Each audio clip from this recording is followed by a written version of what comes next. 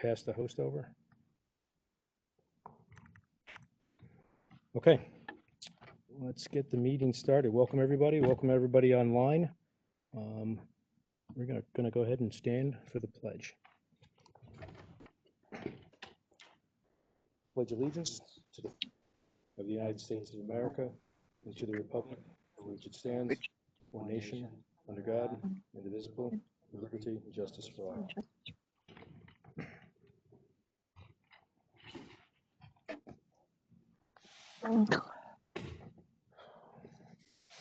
Okay. Let's see. Is there a motion to approve the present agenda? So moved. It's Kyle. Thank you, Kyle. Second. That wasn't you? Oh, that must have been Mike in the other room. I'm sorry. Mike Heiser in the other room.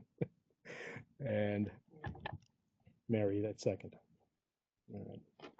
Okay. Any discussion on the present agenda?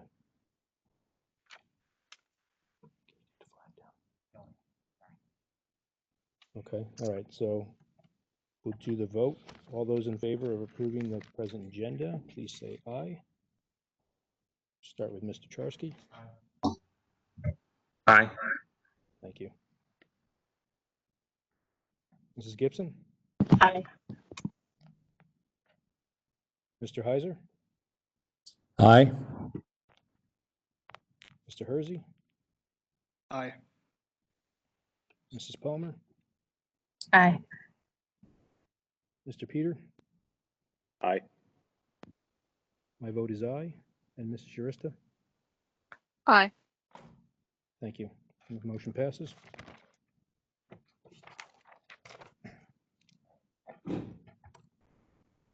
All right. Is there a motion to approve the regular meeting minutes of August 6th and August 20th?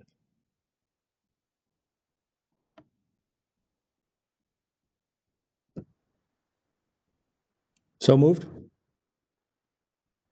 Second. Thank you, Mr. Heiser. Thank you, Mary. Is there any discussion on the minutes of August 6th or August 20th?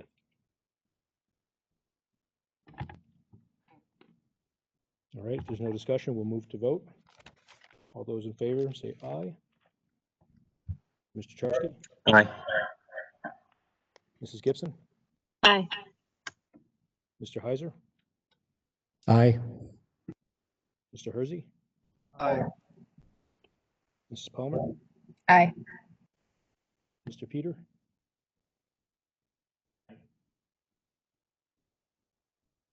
Did it pick up?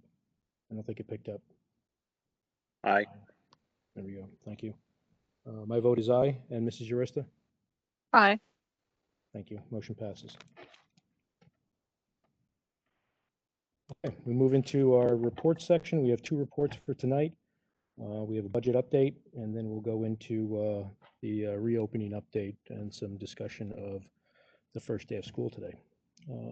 Mr. Chevier. I don't want to use this one.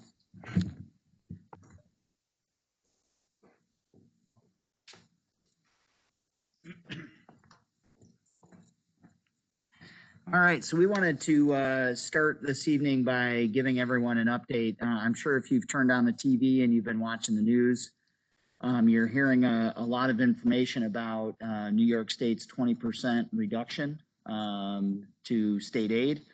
If you recall, when we went through the budgeting process this past school year, we were taking a look at 20% reduction to foundation aid.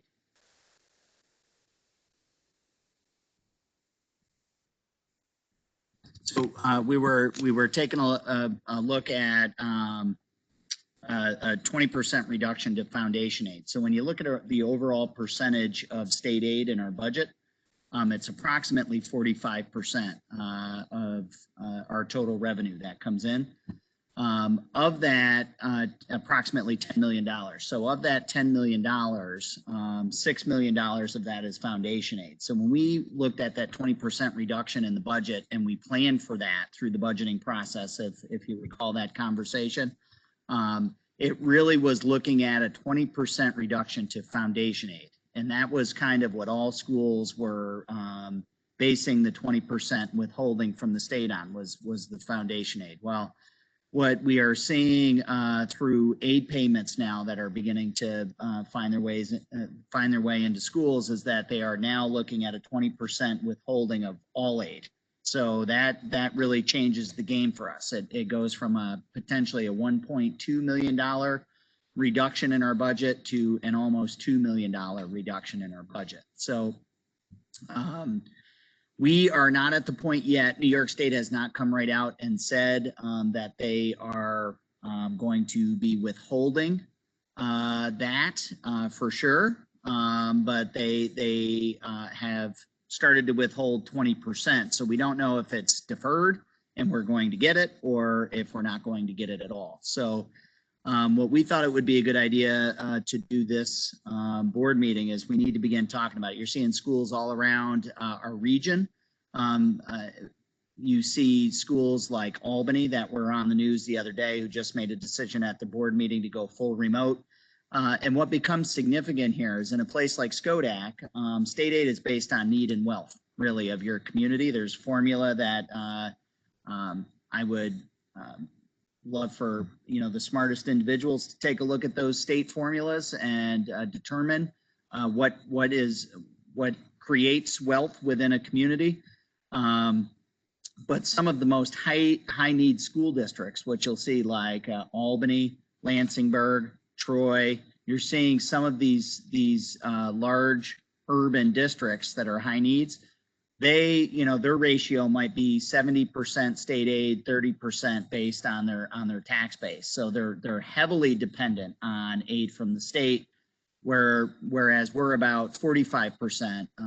They might be at 60 or 70% dependent on state aid. So a reduction to urban district that is much more dependent on that state aid is impacted greatly.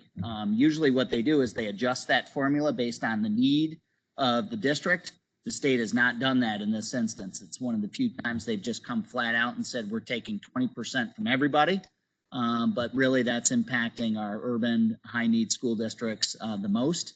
The less dependent you are on state aid, the less impact that has on you. So for us here in Schodack, it means about approximately a $1.9 million potential reduction in this year's current budget. So what I'm going to do is turn it over to Brian. Brian's going to walk you through a couple of different slides. I'll maybe jump in and add some remarks, but I think it's important that we start to understand that some of these school districts like Albany are making a decision to go full remote today so that they can furlough or lay off their employees, because they're looking at, a $26 million budget gap. And so if they go full remote now, they don't pay bus drivers, they don't pay aides. There's lots of folks that they can reduce in terms of their staff, which never feels good in any place. We know how hard those folks have worked to help prepare and open schools, regardless of whether you're in an urban district or suburban or rural. They're all key people. It's my colleagues and I have spent a lot of time talking about this, and we're all really concerned because we know schools are typically their largest employers in their community. We know that is probably the case here until Amazon just down the street opens up. But right now we employ a lot of people in the town of Schodack and the village of Castleton. Not all of our teachers live here, but most of our teaching assistants, our monitors, they're typically local people that live right here in our community. So we know anytime we are looking at potential budget reductions and a loss of significant revenue, that it has the potential to have a great deal of impact right here in our local community. And of course, we recognize the key role that all those individuals play in our schools. That's why we build them into the budget, because we value their service to our school community and to our students and what they add to our program. So it's something you need to be aware of and something we need to be paying very close attention to. because it really could impact programs and services for our kids ultimately. So let me turn it over to Brian. Brian, go ahead and jump in.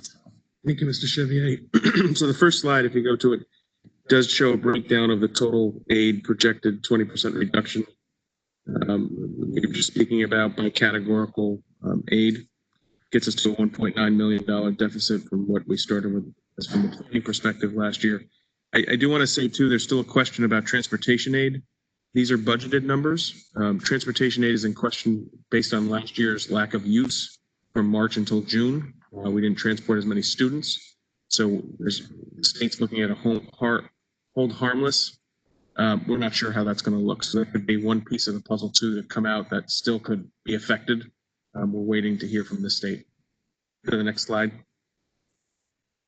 I put together some COVID-19 related expenses to date. I do want to just say to the board and to the public on tonight, this does span multiple years, but it kind of gives a snapshot by department of what we've spent to deal with COVID related changes. So some of these could be we needed to increase teaching staff. It could be PPE, which is in facilities, antibacterial floor finish, carts that food service needs, because now we're delivering at CES. So we're keeping a running total. Two purposes. One, we want to understand what we spent for COVID-related expenses, but also we're going to be making a FEMA claim. Not everything on this list is FEMA-related. The federal government gives a very stringent list of what you can and can't claim, but we'll try for everything we can. But so far to date, we spent about $165,000 over the last end of last year and then this year. Move on. As we've talked about, we put a hiring frost and a spending frost freeze into place last year. Since July 1st, you will see that we've saved $459,000 from what we budgeted for the positions and throughout the district. So we have a senior monitor not being replaced due to retirement, sped teachers not being replaced. There was a way we could work the program that we didn't need those two. FTEs, the assistant principal here at the junior senior high school, that was the Mike Bennett move. A CES 10-month secretary, we moved a secretary that we had supporting at the district office down to continue those efforts. She's a 12-month secretary now that's down at CES to support those efforts. And we made a decision in July that we would not be running continuing education for the fall, which then reduced the continuing education coordinator. Some of that, the continuing education coordinator, although it's a savings, it's also going to be a reduction in revenue because that program does pay for itself. But we are monitoring this as well. So we're trying to move from 1.2 million. How do we go to a $2 million reduction altogether? If you want to go to the next slide for me. So I think it's important for all of us to understand that this is not a one and done approach. We have a multi-year issue. If you heard Cuomo this week, he talked about how next year is going to be worse than this year. It's projecting to be worse than this year. So as we look to that multi-year approach, it's utilizing reserves, utilizing unappropriated fund balance to carry the program to a place where we can get back to revenues going up from the state, right? Aid going back up. That's not for tonight. The next steps here are we complete our 2019-20 audit, which will establish our unappropriated fund balance. So that's going to be, our draft is due next week. We have our audit committee meeting on the 21st. Reserves, we're gonna talk about using those reserves and how we use them judiciously to keep as much program afloat, again, not only for this year, but into next year. As Mr. Chevier mentioned, there's some conversation right now. At the last time we went through this, the GEA, gap elimination adjustment, was not done at a flat 20%. It was disproportionately hits districts of high need. And there's some expectation that may not happen again this year when it fully goes through, when the Department of Budget pushes out their actual plan. So our numbers could grow higher than 20%. It could be 25, 30% to equal the state out. So we're really in a holding and waiting pattern. The other side of this is if federal stimulus money comes through, this could at least be bought for a year. We could see ourselves with some of this filled back in and kick down future a little bit. We do have some immediate cost savings in this budget. As we've talked about with the board, we have not done the $100,000 transfer to capital. We were waiting until the February break to do that, to understand what the December reductions look like. And we have put a freeze on equipment purchases. We're really only buying things for health and safety and programmatic needs right now. It's anticipation that this reduction's going to happen, and we have to fill in wherever we can. Ultimately, after unappropriated fund balance reserves, cost savings this year, we would look to programmatic adjustments, reductions and cuts in program. Again, I can't stress enough that this is a multi-year problem. We're not going to be at the end of this year. It's just the projections right now, unless V is way sharper than it's going to be a multi-year approach. So what Jason and my plan is to present to the board the worst case scenario as we know it today, a plan on how we would start to shape and look to use really the three legs of that stool: unappropriated fund balance, reserves, and programmatic reductions, to get us to a place where we can be sustainable for not only this year, but next year and beyond. Questions?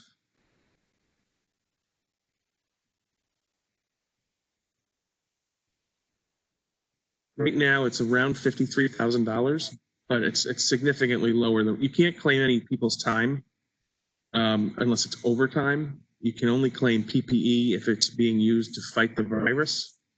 They're giving us some pushback on technology. We cannot claim any technology at this point, even though we can prove that we're using the technology to keep the kids. It's stringent and it's strict, so it's not as much as we would like. Sounds great until you actually go through. I'm hoping to get that application, they call it an application, hoping to get that application in next week for the first wave of our repayment, if you will, or ask for the repayment. Then they go through and scrub it. They come in and do what they need to and tell us what our actual amount is. We'll continue it. You may have seen in the news that the government has changed that after the 15th of September, you're no longer able to claim PPE in for FEMA for reimbursement. And that's because of the storms that are happening. They're trying to divert money from COVID over to the storms. So we have purchased, you can have a 60-day advanced stock. So we purchased that to try to get it in before the claim period went down. After that, they would say you're stockpiling and they would prorate the claim anyways. So it's not going to be a lifeboat here.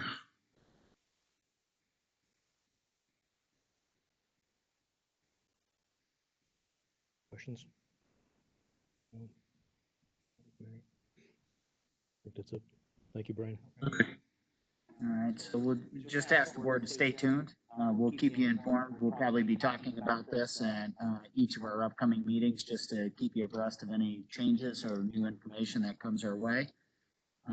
We're still, just so we're all on the same page, I think we are all still aiming for that December 31st. You remember that was supposed to be the third wave that New York State was going to really kind of tell us what was going to happen with the budget. The first two waves came and went with no information from anyone from the state level. Then as payments started to come our way, they were withheld with very little information other than they showed up 20% light. With, again, very little information on whether they're deferred or they're going to be withheld completely. Our thought is there's still some hope.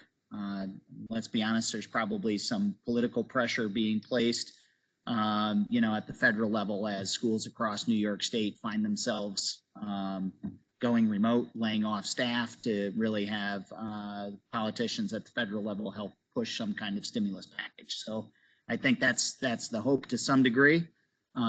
We are going to stay the course for now. There's risk in doing that. I will say that very openly. As we continue to move forward down the road on the path that we've chosen and continue payroll and budget and program, every day that goes by, it's the right thing to do for our kids in our community until we really know what we're dealing with. But I think the reality is every day that goes by is money that is owed for kids and staff and program. Again, that's why I think you're seeing some of these larger school districts make that decision now, not start the year that way, and really have to transition suddenly. So we hope we don't get there. We've worked really hard to develop a plan for $1.2 million savings. But as Brian said, you know, if we look at $2 million this year and then recognize next year is going to be potentially more significant, that's really problematic for us. So stay tuned. We'll give you more information on that, you know, at each of our upcoming meetings. You're unmuted. I just want to add one other thing. You're going to hear the next time when the audit is in draft form, the board will hear that, which we talked about last spring. I purposely carried over more money than I'm allowed to by law to try to buffer some of this. So we talked about that in the spring, and it actually became realized. We're down to pennies now, but just so you know, that's not a shock. It was a planned and purposeful move to try to again offset some of this year. So that's the plan. That's what's going to come up next board meeting. We'll have the reserve plan put together. We'll know the unappropriated fund. So it starts to build the pieces of the puzzle that we then tools that we can use to really manage this crisis as the crisis becomes clearer. And you know, I think what Brian is saying as well is remember that's going to be a hit on our audit. They're required to tell us you've carried more than the 4% allowable. What I will tell you is we're not alone. Just about every district in New York State recognized when we were in the spring and moving towards this crisis that there were going to be increased expenses due to COVID related expenses as we move forward. And there was a potential budget crisis coming from the state. So you mitigate that best you can with what you have. And we collectively talked about that in the spring. But, you know, you're going to hear it. People are going to shake their finger at us and tell us, you know, you're not supposed to do that. But you will see that most districts across New York State made the decision to do that purposefully to try to mitigate some of what's happening here. So it's still, as the audit finishes up and we get a clear indication of what the financial picture looks like to wrap up last year, it really helps us kind of plan and make some decisions moving forward. So pretty serious issue. I don't know if you had the chance to see the Questar video that was made. There was one superintendent in it. It was me. We had talked about it collectively. I thought there was a couple of my colleagues. It was a really hard time to do it. It was just like a week before school opened.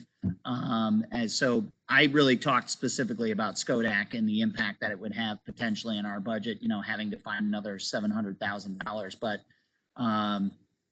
you know, that's a message that all of our districts are using collectively within our BOCES to push out to their communities to help our communities understand what's happening. So I was happy to be able to do that and represent Skodak on that video and, you know, help advocate for doing what's best for our schools and our kids. So keep me posted. Any questions between now and next meeting, don't hesitate. I'd rather you reach out and ask. We'll get you answers to your questions and keep you informed, but we'll keep you informed at each upcoming meeting.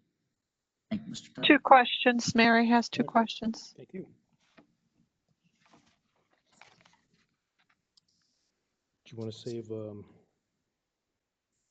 today for district update?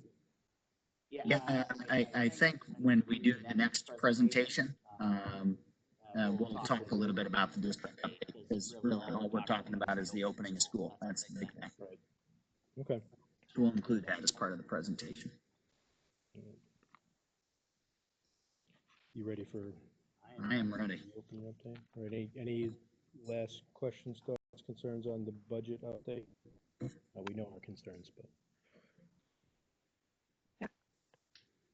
I didn't see the hand on there, but she's unmuted. Mary, if you have a question, go ahead. Okay. Can you hear me? Got you now. Okay. Just 2 quick questions. They're probably related. And there were $200,000 hits. One as the capital reserve, and one which was supposed to be for the hot water in the district office, and then there was another $100,000 that we were going to spend in the elementary school to redo floors and do all of the. And I assume we had to take up flooring or carpeting anyway, maybe in the library. I'm not sure. because of the soft materials, perhaps? I don't know. I just wondered whether we spent it or whether that's the February. So I can answer that, Mary. We've got yes and no. So the two different $100,000 expenses you're talking about, the hot water tank at the former middle school, the district office. We are moving forward with that project. The capital reserve only allows us to spend money on capital expenses. So that is money that is very restricted in how we spent it. We had to put that up for vote. Voters approved to use that money to spend on that capital expense. So we are moving forward with that. The $100,000 transfer to capital is a little bit different. We have to talk about that in the budget process, and we have to explain to the community what that money would be used for.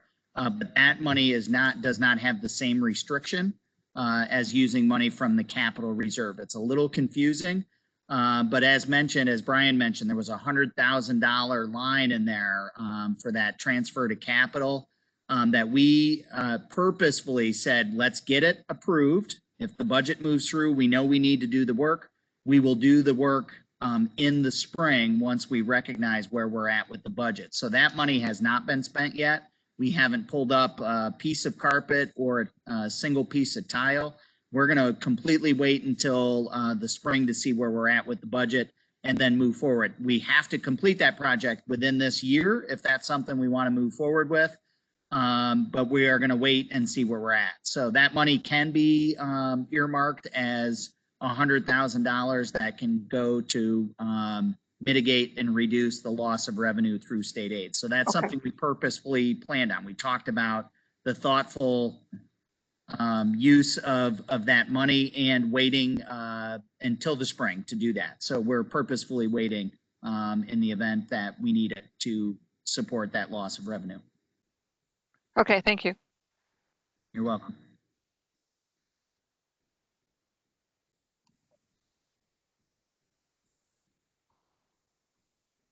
All right, if there's no other questions, then let's move into the second report then. Sounds good. So today was pretty exciting. I won't lie to you. We had a lot of great energy and positive vibes around the district this morning. Faculty and staff were very excited. We're going to talk to you about kind of the work that's gone into leading up till today. We're going to talk about today a little bit. I think there are some important changes that have happened over the last few weeks that are important to acknowledge and talk to the board about and make public and talk about the rationale for some of the changes that have come our way. But I will tell you, there's been a lot of anticipation and a lot of hype kind of building up to the start of school. The news media hasn't really helped with that. I mean, it's been a running story on any news station for the past few weeks leading up to the start of school. Today was it was a lot of fun. A lot of smiling faces under our masks, of course. We had great energy from our faculty and staff.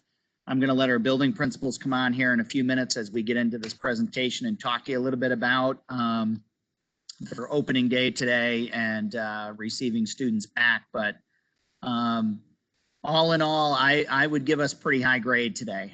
You know, you had to bring your patients with you because it was, you know, new drop-off procedure, new pickup procedure. Those took a little bit of time.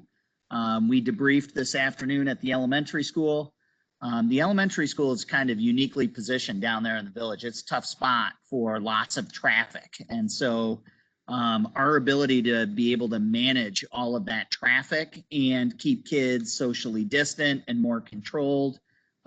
We recognize that it took us a little bit longer at the elementary school than it did at the high school, but you also have to remember at the elementary school, we have all of our students back K-3, and we have half of our 4th, 5th, and 6th graders. So we've got quite a few more students in the building at the elementary school too, which, you know, means more traffic and more kids coming in.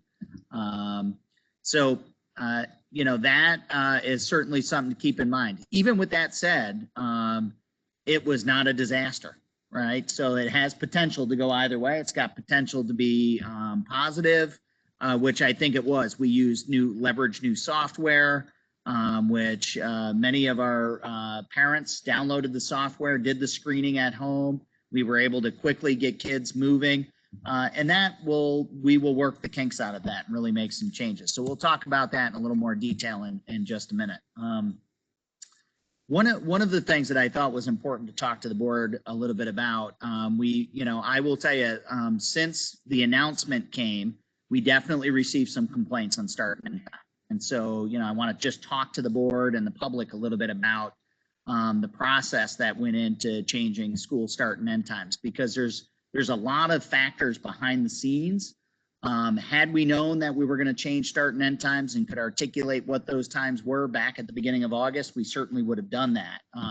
As you know, when that plan was submitted to the state July 31st, we then shifted gears from going from the conceptual plan to really operationalizing all aspects of the plan. And so we needed the guidance to help us plan our master schedules and what we needed to do in the buildings. And we really didn't start scheduling work until August. That's just the truth. At the high school level, we typically start the high school schedule for the upcoming school year in spring, usually end of March, beginning of April, certainly into May. We're working on that. And that usually takes months for us to work through a schedule, meet all requests, finish the master schedule. So not only did we have to redevelop a master schedule at the high school, but we went from a 4-block schedule to more of a 5-period schedule, which really resulted in some changes. And the other big factor really was the scheduling of kids into cohorts. So when you look at the guidance from the health department and SED, they really talked about doing your best to mitigate spread and transmission by keeping kids in cohorts, keeping kids together. So when you think about, the cohort model, we do it at the elementary school all the time, right? I go in, I'm in Mrs. Cook's kindergarten class. That group of kids is together all the time as a class. And so they go to gym together, they go to art together, they eat together, they're all over together. That cohort stays together. So the high school, when you think about it, we get kids that typically the bell rings, everybody goes out in the hallway, we mix it up, and you're in potentially a different class with a whole bunch of different people from a variety of grade levels. And so as our guidance team did a phenomenal job. And if you remember, all along, we had talked about our intent was to design a plan for reopening that really took safety as the top priority. And that was something that was indicated in there that schools should look to do. Many of our high school counterparts around the region did not do that. They split like we did, A-B day, but they're considering, that A day, that's your cohort. They're running their regular schedule. Kids will go to different classes and mix it up. But if you get a COVID positive, you now need to think about all those kids that are potentially exposed and impacted in that. And so they might end up having to take a whole A-day cohort of kids and have them either quarantine or not come to school and go remote for 2 weeks before they're able to come back into session. So we didn't want to do that. So our guidance team worked hard, developed small cohorts. And when we started to look at that 5-period schedule, we wanted cohorts to get their 4 core classes in foreign language. The electives at the high school level are primarily being taught remotely. And so we wanted kids to come together, and their 5-period day really revolves around those 4 core classes for an hour long with foreign language. Not all kids take foreign language, so we do have some like in-person band and chorus and some other things that are happening. And kids are able to get connected. Those kids that might not take that foreign language, there are in-person classes for some of those kids to take part in. But when we started to look at that, and then we compound it with, if any of you drop kids off today, took a little bit longer to drop kids off. We have to control arrival. We have to control dismissal. Before you used to be able to pull up, send your kids into the building. They would come into the auditorium, into the cafeteria. Down at the elementary school, they'd go in the cafeteria, all the kids would get together, the bell would ring, and then off everybody would go. We can't do that anymore. We got to keep kids in cohorts. We've got to minimize the intermingling of kids. So when we recognize the amount of time we potentially would need for drop-off, arrival, transportation, our bus runs to come and get in, we started to look at how do we do 5 periods in the day, extend the time for arrival and dismissal, work within some constraints of the teacher's contract. We had to work with teachers because they have a contract, and within their contract, it specifies work hours and work day. As I've mentioned to the board all along, Faculty Association has been tremendously collaborative. They recognize the challenge we were up against. Ms. Hill and myself had to work with the SFA. We talked about changes to their start and end time of the day. That took us a little time. We had to go through once we knew what the schedule would look like, but understand from my perspective, we can't announce to the community that what the start and end times are going to be like until we're able to get agreement with the teachers that they're agreeable to that. That would be leverage that is not in a good collaborative nature for me to do. So we had to work through that process, and the relationship with the Teachers Association have been very positive through all this. They've worked tremendously hard on behalf of kids in our community. And so we needed to work through that process. And once we worked through that process, we made the announcement to the community. Remember, we started working on scheduling August 1st. And so we had about 4 weeks to get all of this stuff done, build the schedule, look at transportation runs, see what transportation needed, drop off, negotiate with the Faculty Association, and talk about changes to the conditions of their contract. You know, truthfully, it just takes time. And so, you know, I do recall, I will tell you with a great deal of confidence, when asked at community forums, I spoke very openly that it was likely times would change. I had no idea what that looked like. Truthfully, I had no clue what those times would look like. We were still working on developing the schedules.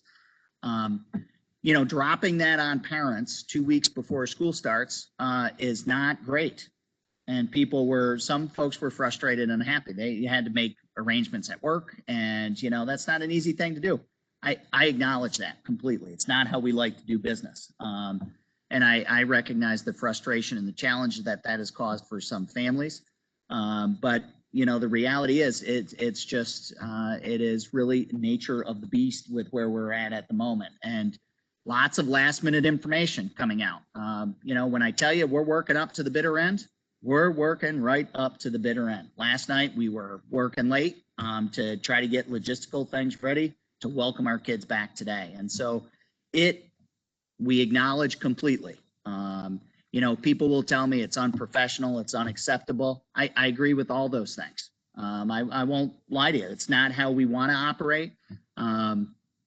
If I could have given more of a heads up, we would have done that. And so we worked very hard to try to get that information as quickly as possible, but we recognize the challenges that places on families. So, you know, I think it's important to acknowledge that here. Like, we received, you know, that was an issue that we received from multiple families, you know, working families, both mom and dad work, and how do I make this work now? And this really screws up my schedule. And I thought I knew what I was doing. And, you know, I sincerely apologize to all of those families. It's not something we ideally wanted to do. You know, I'll go back to something we said during the last presentation. When you think about school districts like Albany that just a couple of days ago said, now we're going remote. Think about the challenge that poses on all of those members of that community as well. Everybody's in a tough spot here, and we're you know, trying to get that information out. So I acknowledge it. I accept full responsibility for that. I say that to the board tonight. Say it to all of our parents that are listening and online. It's not how we want to do business. We apologize for that inconvenience.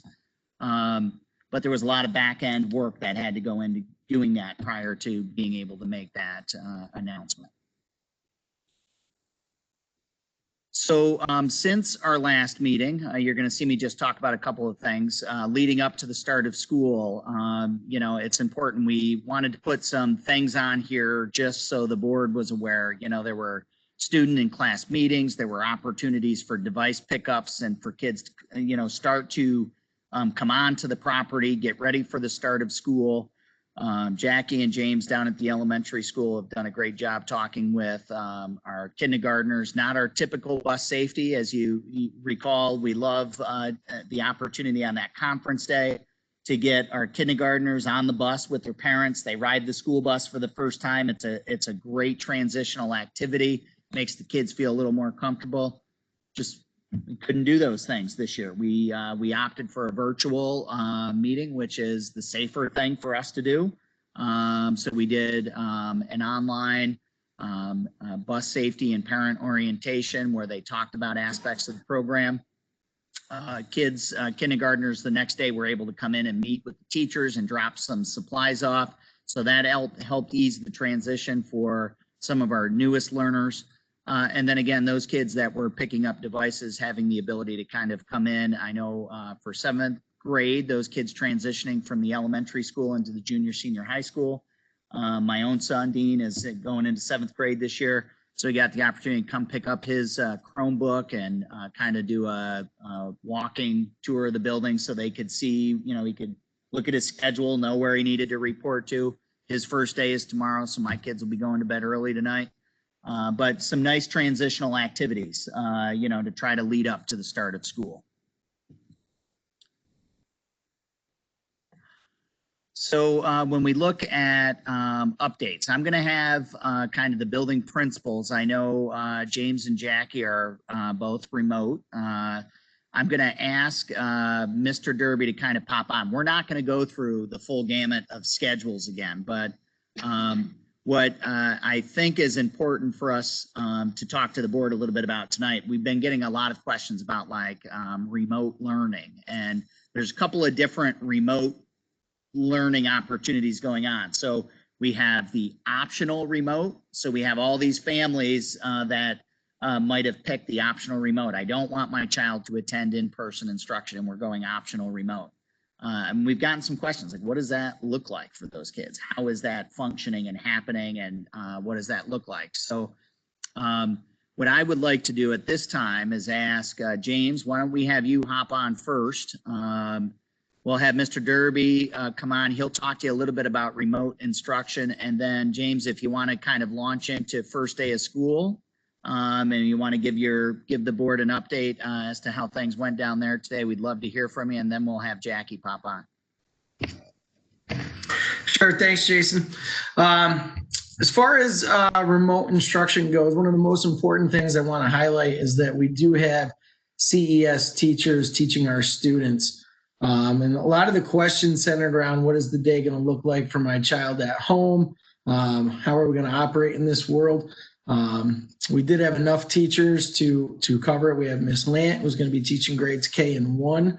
We have Mrs. Donato, who's going to be home teaching remotely to grades 2 and 3. And then we have Mrs. Malahy, one of our math specialists, and Mrs. Reed, one of our reading specialists, teaching remotely to grades 4, 5, and 6. So Mrs. Malahy is tackling the math side of things, and we're going to couple that with science. And then Mrs. Reed is going to go ahead and do the ELA piece and also work with social studies for those students. So all of those students have received schedules from the remote teachers. We also went ahead and made sure everybody was connected with Chromebooks. We had some of the students showing up the last few days to pick Chromebooks up so that they could work remotely as well. Wi-Fi distribution has been taking place also. So there's a lot of things that have gone into making sure that our kids are able to be successful with remote instruction. But one of the big things was making sure we have Skodak teachers with those students. I will say that our number of remote students, is large enough that we have full caseloads for those teachers. There's not a lot of wiggle room there. We'll take things on a case-by-case basis, but we're happy that we can accommodate the needs of our community and not necessarily have to look outside of our own building for teachers for that. As far as the first day of school, I'm just so proud of our community. Our students, our faculty, our staff, our district. It was a really amazing day to think we haven't had students in that building in this capacity in 6 months. To be able to do that and do it in the manner that we did, it was really remarkable. It was uplifting. It was positive. A lot of changes that took place that we knew would create some challenges, especially with arrival and dismissal. And although things took a little bit longer than we would like, we typically expect that on the first day. Not as long as it was, but I think it'll continue to get quicker, and with some changes that we're going to make, I think we'll be in really good shape. But a really wonderful get back to school type day. It was bigger than just a first day of 2020, 2021. It was, it was special. I'll definitely remember today for a long time. James, quick question. Would you say that once everyone was in, would you say that the day kind of rolled as normal, just with less kids in the building? Yeah, great question, Mike. Thank you. At the end of the day, I sat down with Mrs. Rocher and we crafted an email to our faculty and staff. And, leading up to today, I really thought things would look different and feel different. And there were some things that were definitely different. Number of students, drop off procedure, dismissal procedure. But when we talked about it and really looked back on the day, it was another day at school. Kids came in and they learned and they smiled and they engaged with each other. Our teachers taught. Our teachers had smiles. Lunch was a little bit different. Recess was a little bit different. I feel bad. There were some groups that, during their recess time didn't get up to go out or weren't able to get up and get outside really because of the rain today. And there's not a lot of optional space to do other things.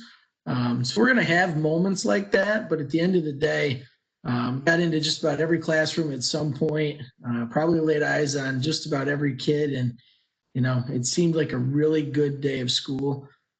Always things that we can do better, always areas to improve upon, but I'm super pleased, really proud of our students and our teachers and our staff and our office staff. And then just others that, are always ready to pitch in, Jason coming down, Matt Leclerc, our custodial staff, our nurse brewer, Regina and Jill Hanrahan in the main office were outstanding. Mrs. Rocher is a rock star. It was just it was a great day, a lot to be proud of. Little things we can do better, and we will, but great day, great opportunity to get kids back in the building. Great, thank you. Anybody have anything? Mr. Derby? No? You good? Up to you. James, thanks for the update. I appreciate it. I want to give you a lot of credit too. It was a great showing of leadership down there today. It's opening day is always kind of a remarkable teamwork effort. You see folks coming from all over the place.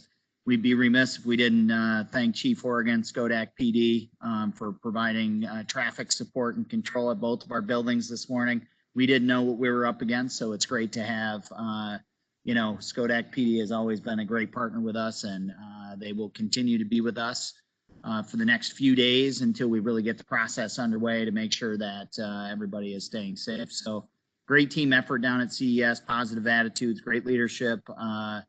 We had bumps today. It's not all smooth sailing, but it really felt great to have kids back in school again today. So Jackie, you want to hop on and talk a little bit about remote learning in your first day? Yep, sure. So remote learning for us is a little bit more complicated, I would say, because like Jason had said before, we really are trying to have pretty small cohorts move from class to class. And so in order to accommodate all of our in-person students, it requires our teachers to have more sections than they would normally teach. And so what we tried to do was start with those classes, and then when teachers had availability, they're teaching a remote section of that class. And then we worked with Questar it only ended up being 4 of our classes. It was 2 of our high school classes and 2 of our middle level classes that we had to work with Questar to be able to provide for our remote students. We did have to rely on our staff to be a little bit more flexible than we had expected. Our goal was to really have our teachers really focusing on the group that they're teaching. So either our in-person group or the remote group. But there were times when our enrollment was pretty small due to the way the cohorts worked out. And so we asked our teachers if they would be willing to teach in a synchronous model and teach both groups at the same time. And they were all on board, and we got them trained, and everybody really did a good job today of managing both groups at once. It's it really, our goal would not be to do that. I know a lot of the high schools around are doing that for all of their classes. They're synchronously teaching to both groups, remote and in person.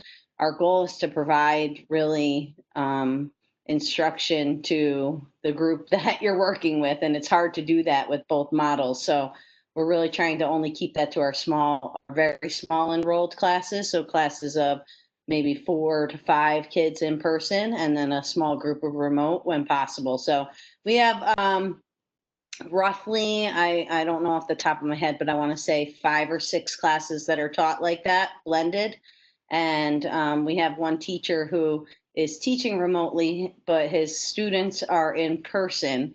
So we are staffing that room to facilitate this in-person students while they teach remotely. So we have a few different models happening in our building, but I'm pretty proud to say that we were able to offer all of our courses to our students, whether they were remote or in person. And that is not an easy feat, particularly when you're looking at AP courses and honors courses. There are additional sections that we don't always have the opportunity to provide. So we've worked really hard. Our teaching staff has been phenomenal at being flexible and trying to get students offerings that they really are interested in. And so AP is one of those challenges because you can't really utilize the Questar services because the teacher has to be College Board approved to teach the course. And so there's just those complex situations, but we are proud to say we offered every class that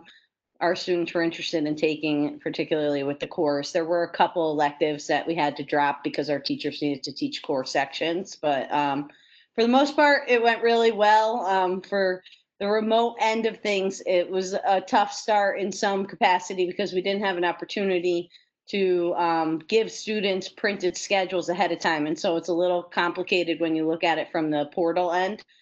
So we are printing schedules and giving them out to students when they're in person, and our remote students had the opportunity to come pick them up yesterday during the day. So we'll mail out anyone that didn't get it, but it is hard to read on the portal view. So once everyone gets their printed schedule, it'll make a lot more sense, the times and when classes are taking place. But remote learning and in-person learning, I would say, are getting really targeted instruction with small cohorts. So we're excited about that.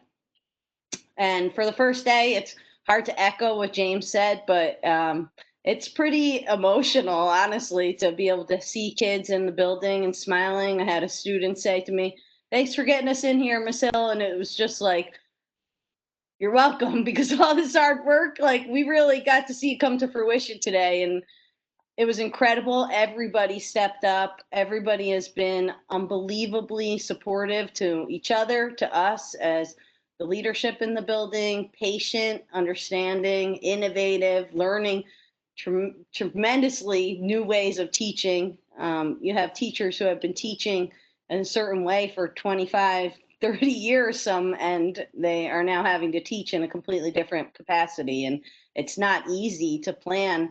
And some are teaching 3 different ways. So you're teaching a blended course that's both groups at the same time. You're teaching a remote section that's only remote, and you're teaching an in-person section. That's 3 different types of plans to create for one course. And our teachers up in our building teach multiple courses. So you times that by, 6, times 3, that's a lot to take on. And they've just been so incredible and supportive. Our parents were fabulous and patient with us today. Our arrival process went probably smoother than our dismissal process. It took a little bit longer, but we've worked through some glitches this afternoon, and I think it will go even better tomorrow.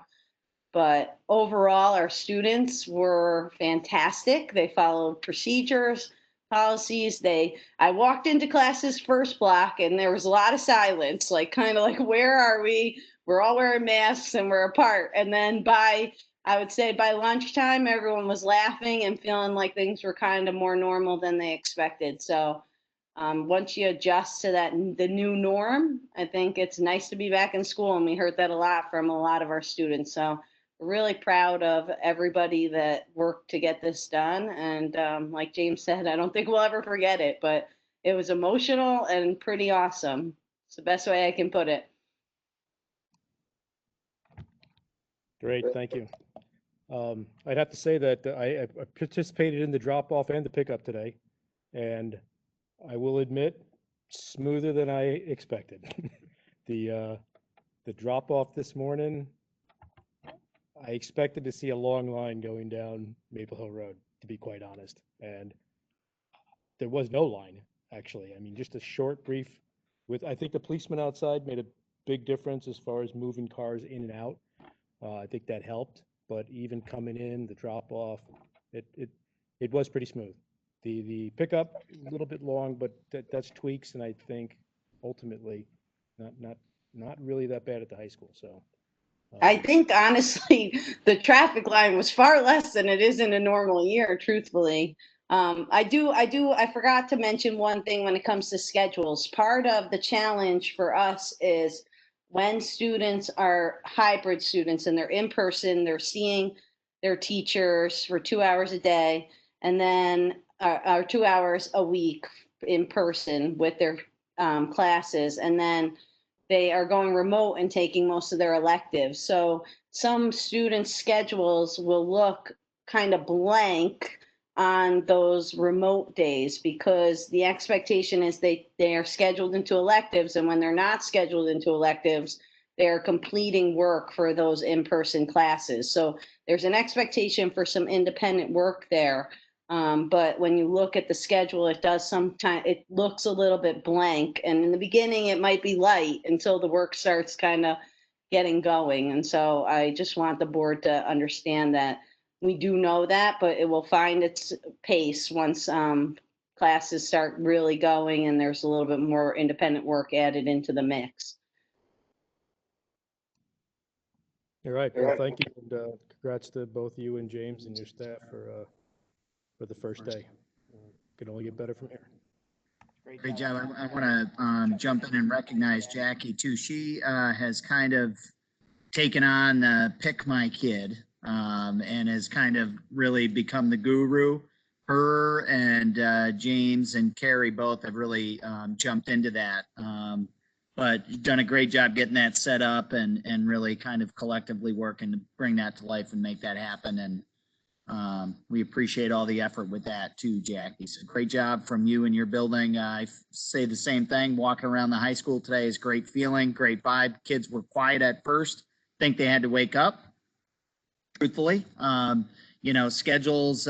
Folks are kind of getting back to normal sleep patterns now that have been disrupted for the last 4 months, 6 months. So, I think once kids got going, it really started to feel like school again. So thank you, Jackie, for all your hard work at the high school.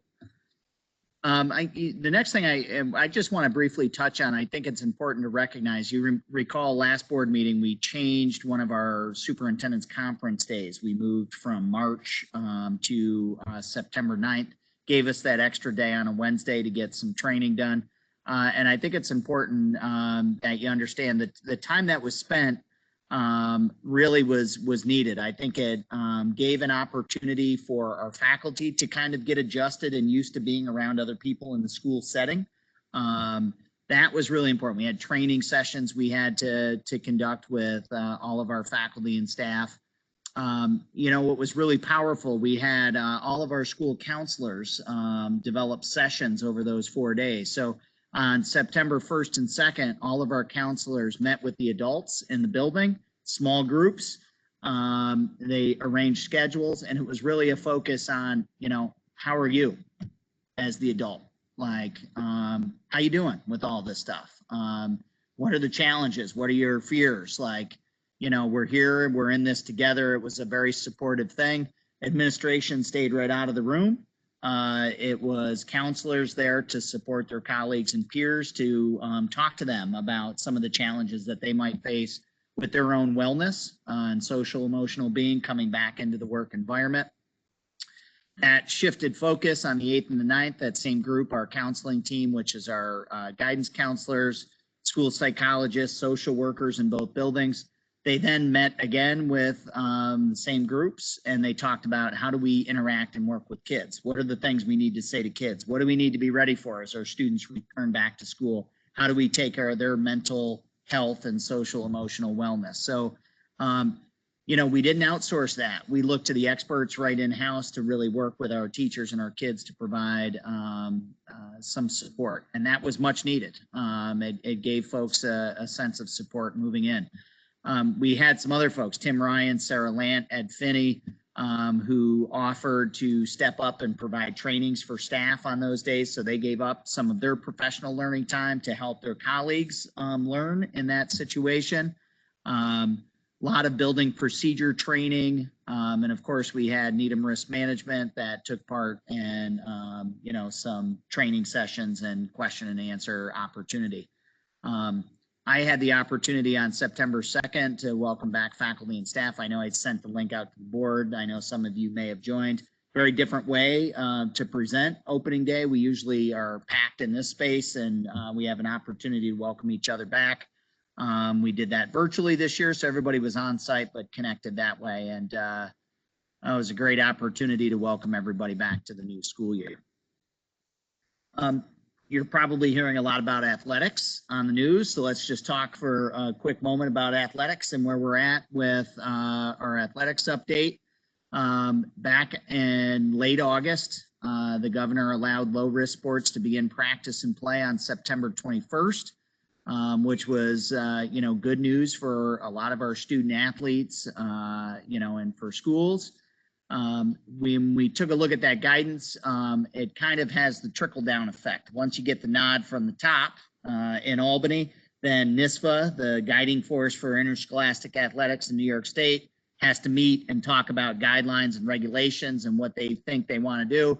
Then it trickles down into section and conference. In each section and conference has to make a decision on athletics. So I heard today that Section 2 has agreed to move forward with fall sports starting on September 21st. There are other sections across New York State that have not approved fall sports. I heard Section 9 did not approve fall sports, so they will be doing no fall sports in Section 9. So it's a little south of us. But Section 2 is moving forward. So they've said volleyball, football, and competitive cheer, which are typically fall sports. We only have girls volleyball here to contend with in the fall, is a high-risk sport, and they have moved that to March. So volleyball has been moved to March. That was it's hot off the press. That has just come out over the last couple of days. And today, Section 2 decided to move forward with the remaining the low-risk sports, which includes tennis, soccer, cross-country, and golf. So those sports we will continue to move forward with. So what we have to make sure we do kind of moving forward is, you know, recognize there's going to be issues. Finances are an issue. You've heard us talk about that 20% reduction. Some of the schools might not be able to offer sports at all levels. So we need to make sure as we move forward in this, you know, do we have an opportunity for our modified JV and varsity sports student athletes to participate? So met with Mr. Silver today for probably about 45 minutes. We've got another meeting set for Monday. He's got a meeting with ADs in Section 2. So everybody, again, here we are last minute. September 21st is coming up, and we still don't have clear answers. We're getting information today, which is going to cause for some last minute planning.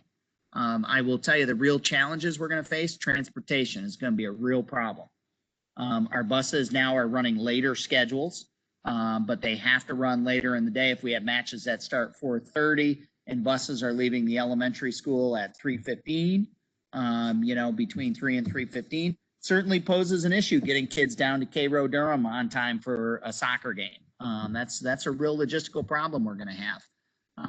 We don't have a lot of extra substitute drivers. You know, there's just we're not heavily staffed. We're pinched there. So That is not only a SCODAC issue, that is an issue around the capital district and the region, probably around the state, as we try to figure out now how we battle daylight and getting kids out to sporting events.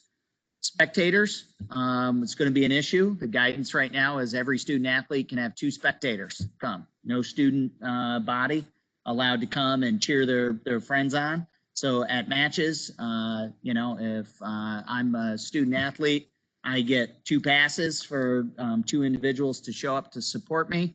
And now we have to police that somehow.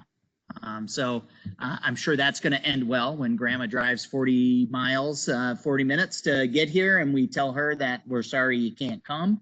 So consistency across the section is going to be absolutely vital in order for us to do this well. But it's going to create problems. There's no doubt about that. And now we have to figure out how to staff that. Typically, there's a game. Show up, you park, you come watch the game. Now we've got to manage that. It's my responsibility now with interscholastic athletics to make sure that we're following the guidelines. So it would not surprise me one bit to see the health department traveling around to schools and, popping into sporting events and seeing what it looks like. I don't want to be one of those guys on the news. I just don't. And we've talked about safety being a top priority. It needs to be, but that's going to be a real issue for us. So we're trying to figure out how to do that. And it's going to upset some parents. We need to be ready to hear that, right? Because brothers and sisters can't come and grandma and grandpa can't come. I get 2 passes. That's it. And how do we monitor guests coming? It's gonna be a challenge. Scheduling is going to be an issue. Monday, Tuesday, Thursday, and Friday are real problematic for us just because of the transportation issue. Right now, it looks like most of our soccer matches are currently being scheduled on Wednesdays because most schools are doing similar to what we're doing, AB, Wednesday remote, Thursday, Friday. So they're looking at scheduling games right now on Wednesdays and Saturdays, which is also somewhat problematic, right?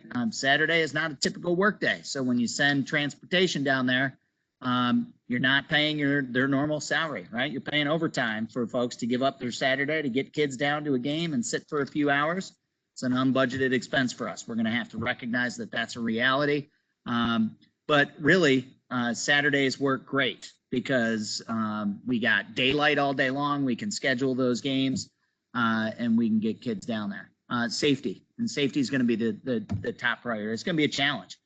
We have to take the guidelines that were provided, mask wearing for our student athletes, making sure that our spectators are staying safe and socially distant, signage, all these other things that just go into the logistical aspect of running that and recognizing the responsibility falls and rests with me. And I've got to rely and depend on our athletic director, any chaperones that we have available to help kind of do their part to make sure we're doing what we can to keep everybody safe. So when the health department comes around, they say, hey, great job keeping everybody safe and doing this the right way. But it's going to be hard keeping kids out and families out. So looks like that opportunity will take place. They've shifted the start of winter athletics back a little bit. That's going to be at the end of November.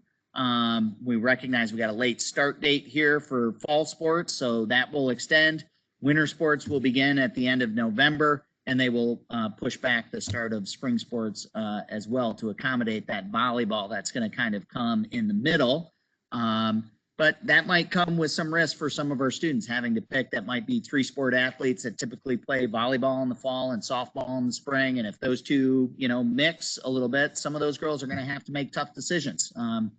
We might right now not know if we can field a volleyball team if we don't have enough kids that are able to do that. So really still some challenges to work through there. But as I have said all along, I said to just Brian today, we were talking, we owe it to the kids in the community. If we're given the nod, we can do it and can do it safely. We need to give it our best try to follow those rules and give those kids the opportunities. So as of right now, we will continue to move forward.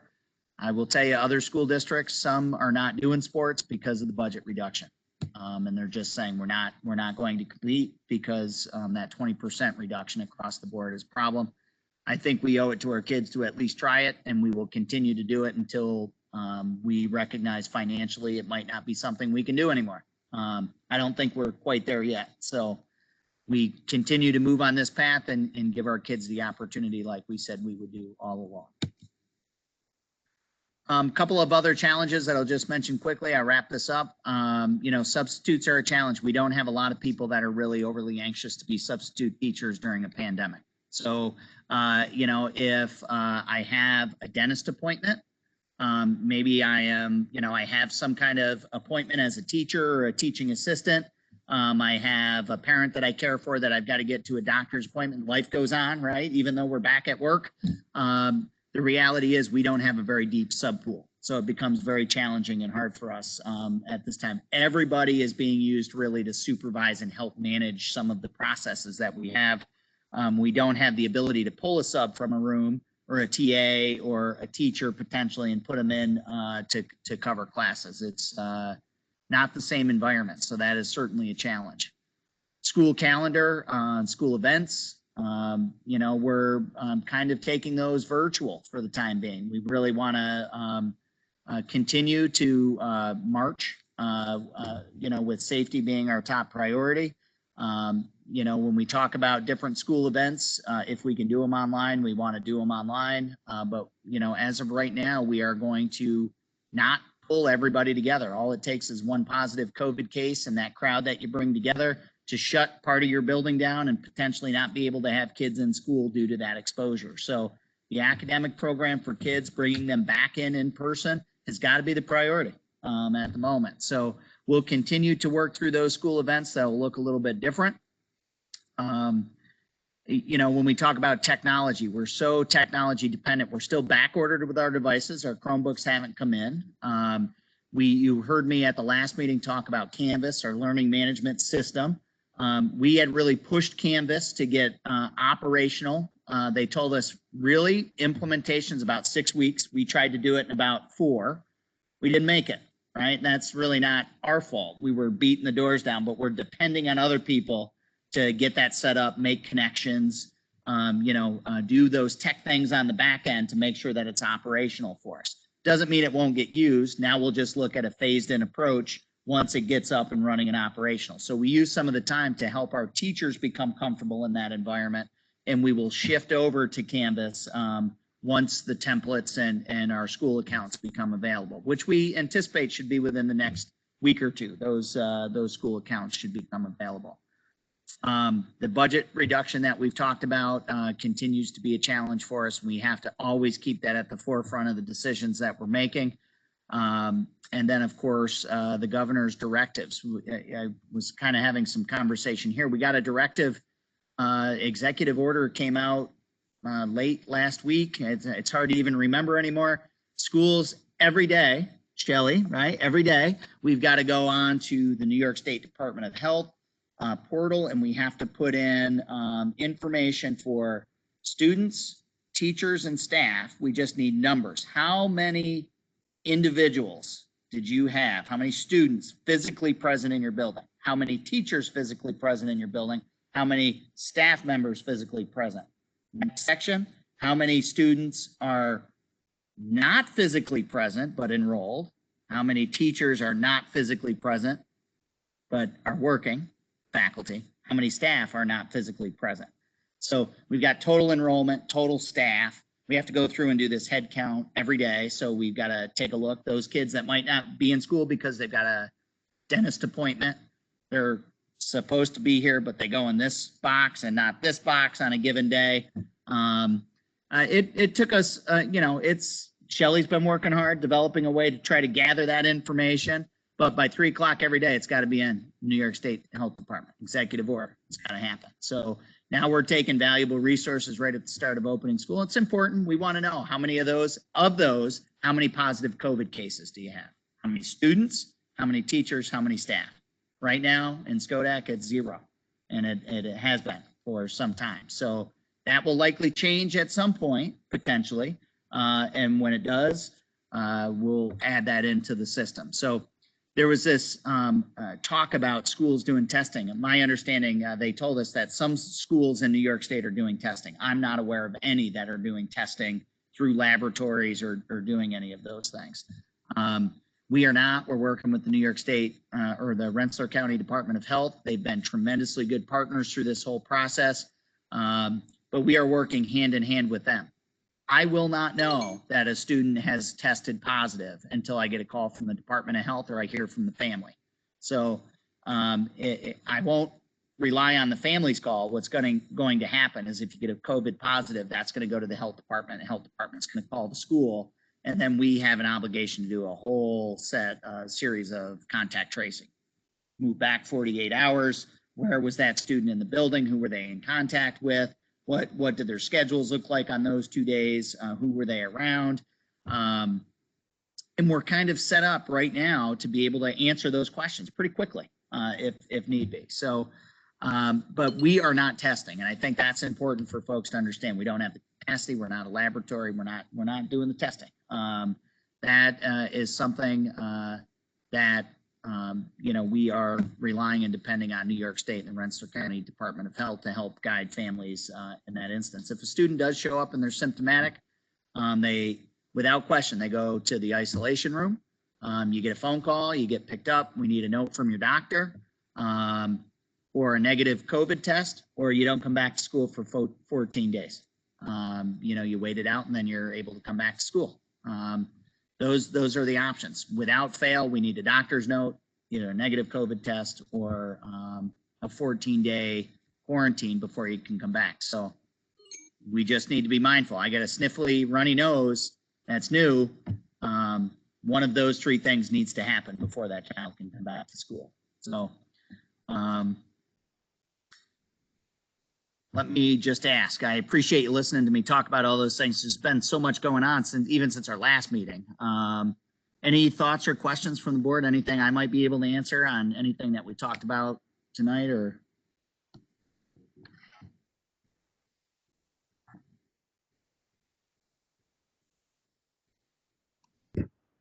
Doesn't appear to be any questions on that. Thank you. I have a question.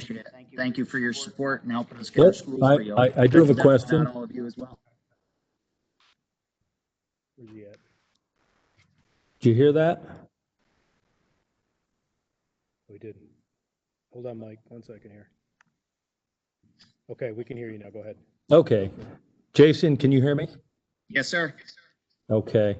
A little feedback, but I just see that, a local district had a positive test and they shut things down for the time being. They went remotely. That's Mohannes, and just apparently happened today.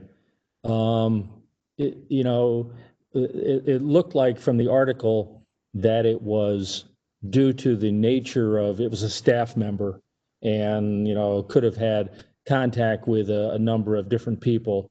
I take it that any positive test, as you've mentioned, if something happens, it's going to depend on the nature and the circumstances of that positive to see what we would do. Is that right? That is absolutely correct. Yep. Okay. And basically what we would do, Mike, in that situation, we're working hand in hand with the Rensselaer County Department of Health.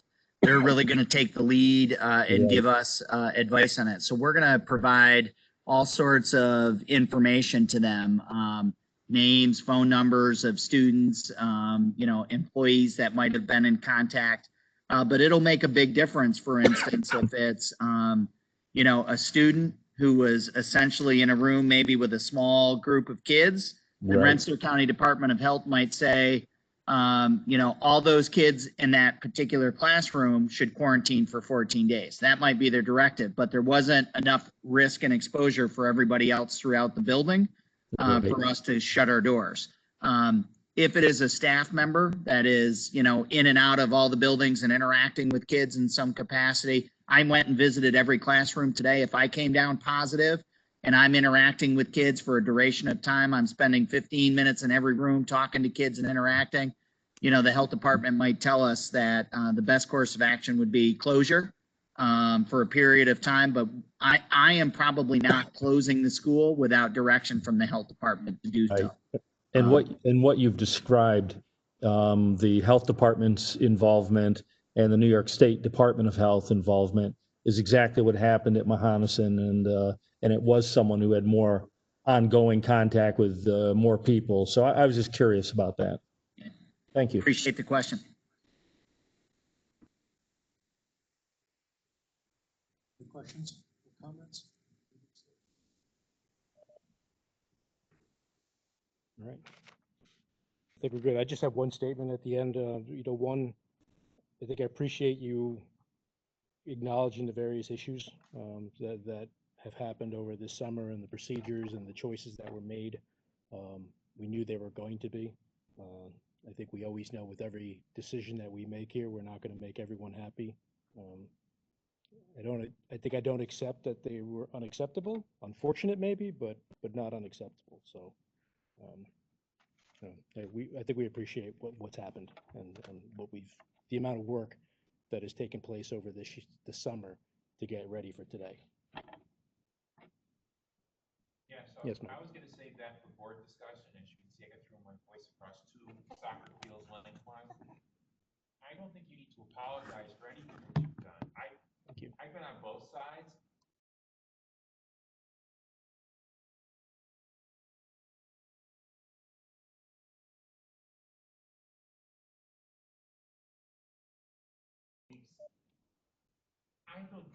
I cannot criticize anything that you've done. I don't think anybody should criticize anything that you've done because the amount of work that you've done, the attention to detail, and for me to say it's okay.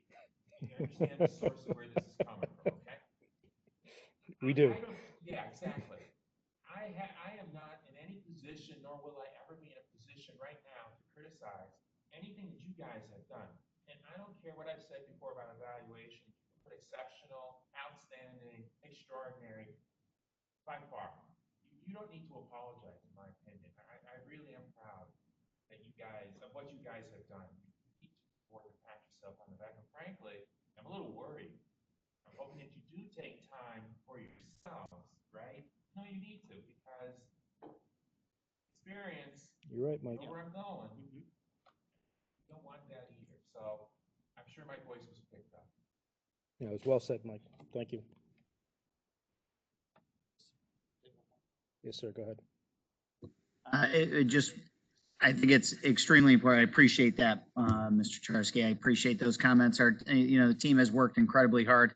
I think it's really interesting, and I am remiss if I don't take an opportunity to at least acknowledge and thank one more time all the members of our reopening task force. We went through that process and had, again, almost 260 members of students, faculty, staff, parents, community members, all engaged in the development of that plan. In no way, shape, or form did our leadership team do it alone. It was a total community effort.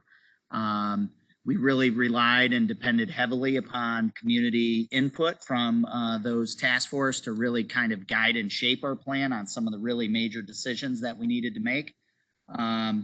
At the end of the day, we tallied up all that interaction. It was like 43 hours of community engagement from the end of June through August in our meetings. And, it was a tremendous effort on the leadership team, all those folks that were involved, and a lot of hours planning up leading to those meetings. But, I appreciate that and their contribution to the success of today.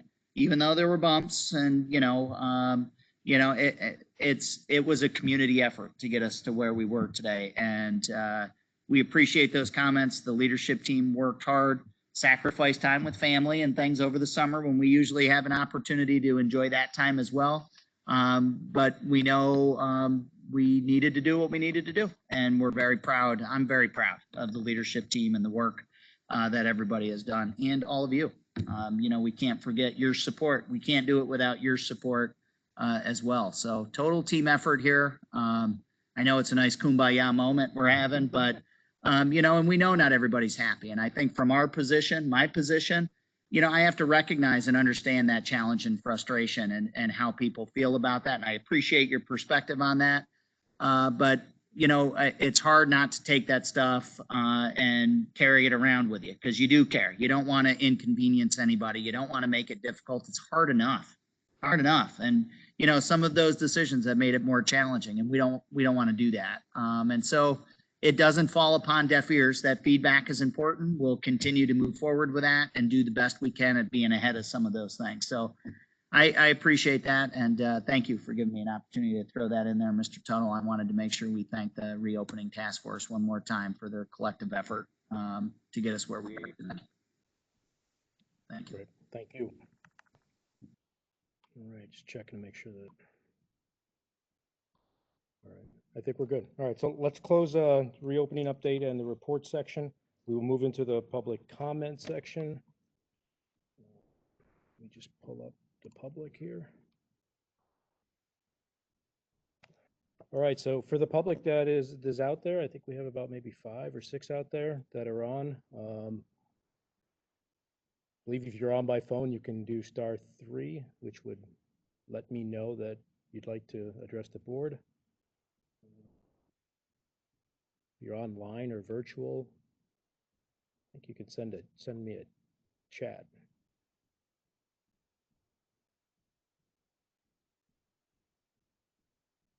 See, I don't believe that no one wants to say anything, so.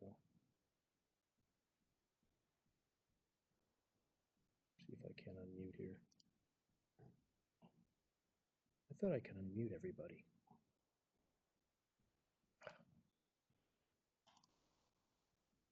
Can't unmute anybody. Oh, hang on, I got it. I just thought there was an unmute. So I'm unmuting everybody that's online, just so you know that whatever happens on your end, we can hear. And I'm going to ask if there's anyone out there that is online that would like to address the board, please let me know.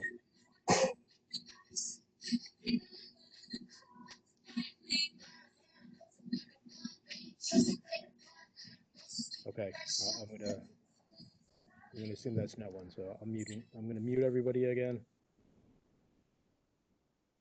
I gotta figure out a better way here. Okay, the public is muted. I'm gonna go ahead and close the first public session. And we will move into district. Do you have anything else for the district, or are we done? We're done, right? All right, no committees have met, buildings have gone.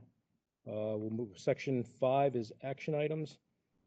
The only action item that we have is the Community Advisory Committee, which we are moving to December. So we're keeping it on the agenda just to make sure that we remember. Mary, I see you're unmuted. Hold on. Nope, you're up. Mary, did you want to say something? No, I'm. Okay, I got you.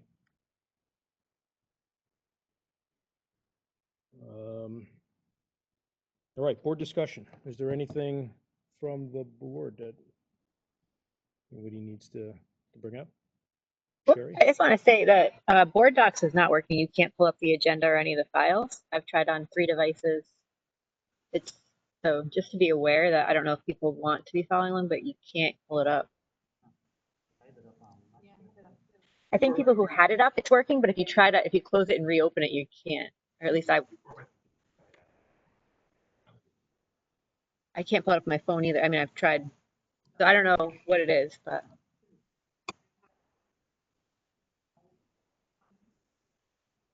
I just reopened another tab and launched it again, and it came right up to me. Very odd. I just closed mine now. Let's see.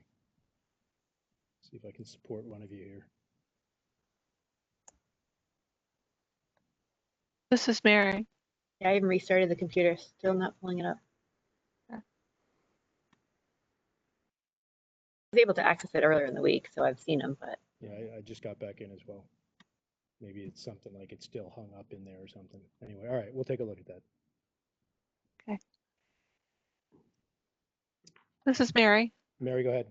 Yeah, I just wanted to mention about board docs though. I have it open and it's fine. I don't know, but I've had it open since before 6 o'clock.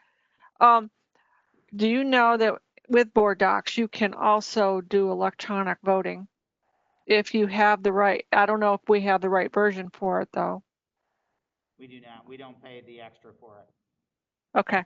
Yeah, we went low level. We did. We went on the cheap with Board Docs. Okay. I'm just wondering if that might help in this situation though.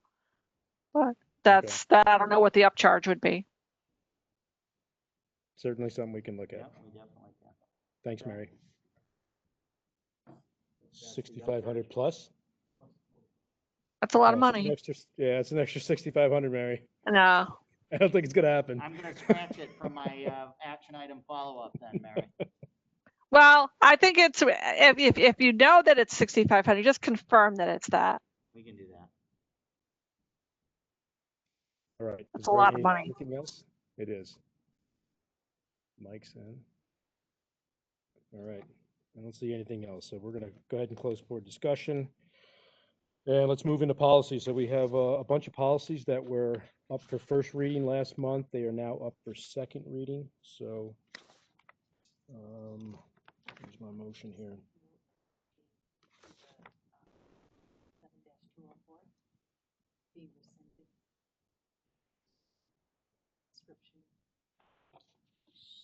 Oh, that's, all right, section B. All right. Right, so in section 6 under policies, we have A, which is the approval of the second reading, and the adoption of the policies, and then we got B, which is the approval to rescind policy. And just make note of the motion to rescind 7-204, which is procedures for hiring coaches. And we went over that last month. So is there a motion to approve 6A and B? So moved. Thank you, Chuck. Is there a second? Second.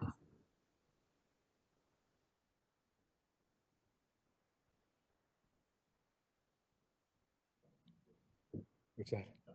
I know. There's no second to move. Second. Oh, okay. I thought that was my echo, Mike, to be quite honest with you. Oh, my God. Okay, thank you, Mike. Is there any discussion on 6A and B? See no discussion here. Mary, Mike, no discussion there. Okay, let's move right into voting then. All right, so all those in favor of moving section 6A and B, say aye. I'm going to do something real quick here. Turn it towards Mr. Charsky. Do I have you? You got to tell me. I can't see. Are you on, Mike? I guess so. Okay, Aye. Mr. Charsky. It's like a circus here. Ms. Gibson. Aye. Mr. Heiser. Aye. Mr. Hersey. Aye. Mrs. Paul. Aye. Mr. Peter. Aye. My vote is aye. And Mrs. Urista? Aye. Thank you. Motion passes.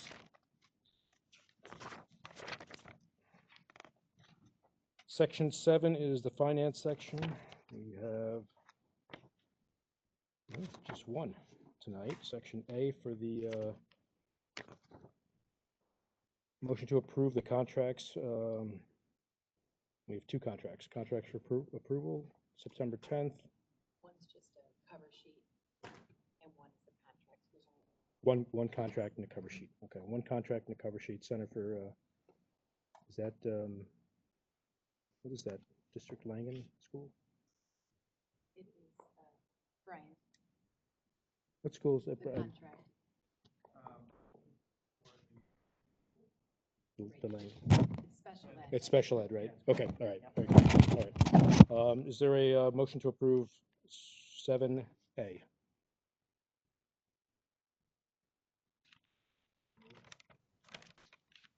So moved. Mary moved, thank you. Chuck moved, Mary seconded, right? I'm not sure if Chuck's, Yeah. I wasn't sure if it got actually Okay. recorded, that's all. You good, Shelley? All right, so On we're that? gonna do Mary moved, Chuck seconded. Yes. Okay, is there any discussion on 7A? Discussion here. Mary, Mike. This is difficult with one screen. Okay, we'll move to vote. All those in favor of moving section 7A, say aye. Am I on? Aye. Got him. Thank you, Mr. Charsky. Mrs. Gibson. Aye. Mr. Heiser. Aye. Mr. Hersey. Aye. Mrs. Palmer. Aye. Mr. Peter. Aye. My vote is aye, and Mrs. Urista. Aye. Thank you. Motion passes.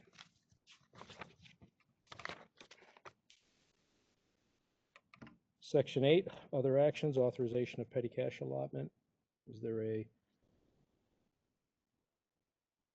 motion to pass the authorization of petty cash custodian for $100, Castleton Elementary School, Regina Mayer? So moved.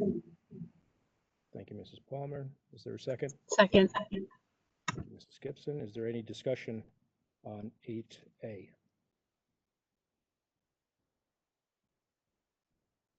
All right, if there's no discussion, we'll move to vote. All those in favor of moving section 8A?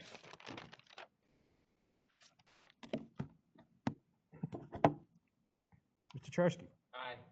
Thank you. Mrs. Gibson? Aye. Mr. Heiser? Aye. Mr. Hersey? Aye.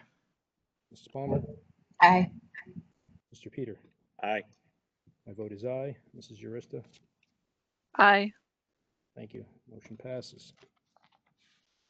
Section 9 is resignation and appointments. We have A, which is a probationary appointment of a teacher. We have B, approval of transportation personnel hours. And C, approval of staffing actions. Is there a motion to move or motion to approve sections 9A, B, and C? So moved. Thank you. I'll second. Thank you, Chuck. Are there any discussions for sections A, B, or C of section 9? All right, no discussion. Let's move to vote. All those in favor of moving sections 9A, B, and C, please say aye. Mr. Charsky? Aye. Mrs. Palmer? Aye. Mrs. Gibson? Aye. Well, you know, you gotta shake it up here a little bit. Mr. Heiser? Aye. Mr. Peter? I got you. Aye. Mr. Hersey? Aye. My vote is aye, and Mrs. Urista? Aye. I see the trouble with that is I don't know if I got everybody. Yes, I did. Okay. All right, thank you. Motion passes. All right, we're going to go back into public comment. Pull up public. Oh, that's not it.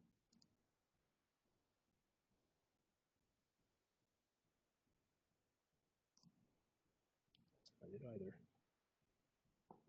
I may have lost my public. Hold on. There we go. All right, once again, open up to the public. If anybody would like to speak, either *3 or send a chat if you're on with us virtually. Can't tell if Kim is open or not.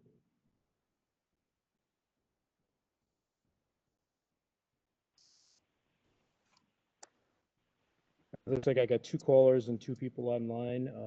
I've already opened up the mics. If anybody would like to address the board, please just let me know.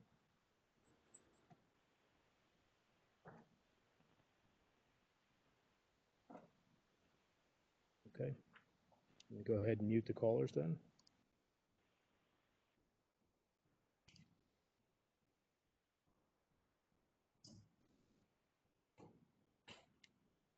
All right. I'll go ahead and close public comment then.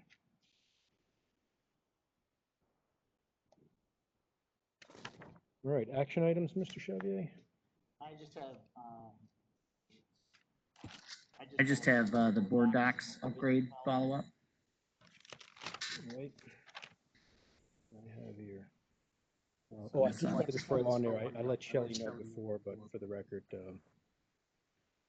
I understood just to look, maybe we could have 1 or 2 at the next meeting that. Board meeting? Yeah, that's just able to go online if need be, in case for some reason somebody can't get on.